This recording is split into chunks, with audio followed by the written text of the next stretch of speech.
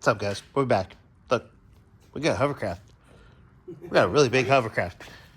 This would be one hell of a hovercraft. What's the Jensen song? Yeah. So, we're in the engine bay. This is, I mean... Holy cow. Okay. It's a nice engine. There's not a whole lot to it. Electric fan, so we're good.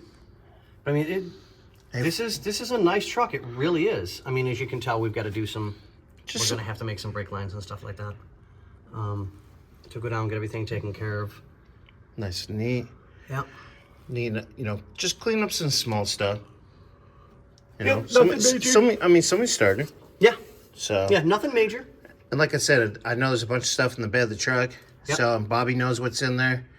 So he'll be like, oh yeah, we got that, no worries. Oh yep. yeah, and we got I know that. we've got, I think, half the brake parts. Nice little distributor back there. Yeah. All right. Yeah. Nice. So, yeah, nothing too major in here.